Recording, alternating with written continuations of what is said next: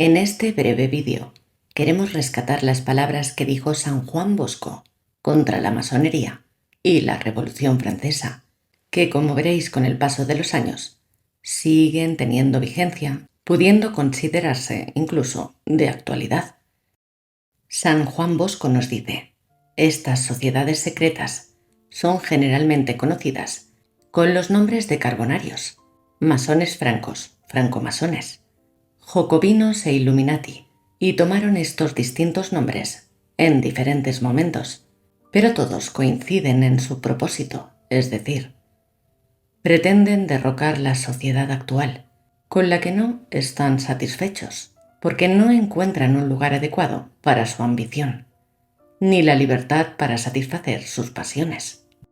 Para arruinar la sociedad, trabajan para aplastar la religión y toda idea moral del corazón de los hombres, y derrocar toda autoridad religiosa y civil, es decir, el pontificado romano y los tronos.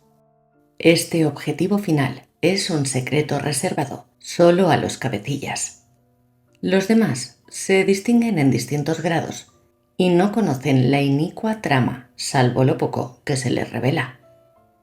Pero todos se obligan, bajo juramento, a ejecutar ciegamente lo que les ordenan sus jefes, aunque ello signifique apuñalar a su amigo. Todos se comprometen por igual, con su dinero, a aumentar la tesorería de la empresa. Las reuniones son variadas, según los distintos grados, de modo que el misterio de la iniquidad no es igualmente conocido por todos. Muchos fueron fácilmente persuadidos a dar su nombre a tales sociedades, porque en las primeras etapas no se revela la perversidad del propósito y solo se habla de hermandad, filantropía y cosas por el estilo. Los efectos de estas sociedades estallaron por primera vez en Francia. En ese reinado, Luis XIV fue sucedido por su sobrino, que tomó el nombre de Luis XV en el año 1715.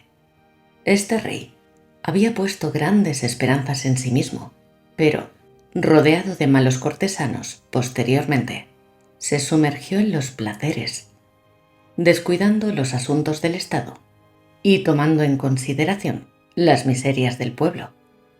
Después de un larguísimo reinado, le sucedió también su sobrino, que se llamó Luis XVI, en el año 1774.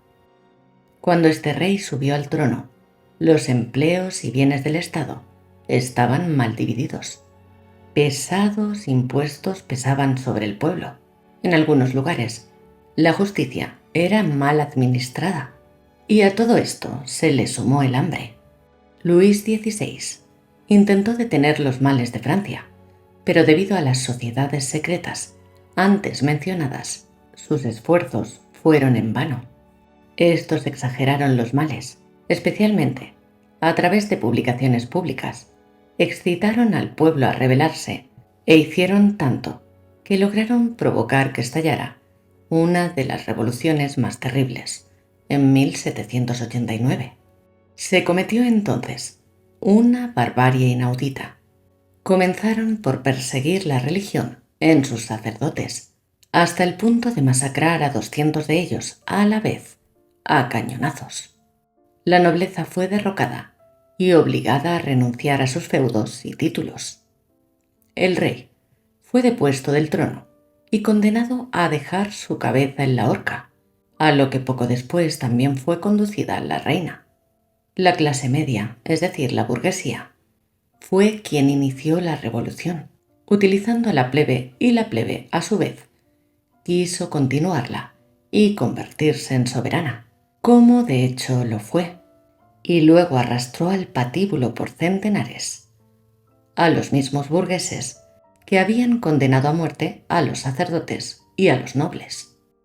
A través de esta revolución, lo que estaba arriba de la sociedad cayó hacia abajo, y lo que estaba abajo subió, y así reinó la anarquía de la mafia.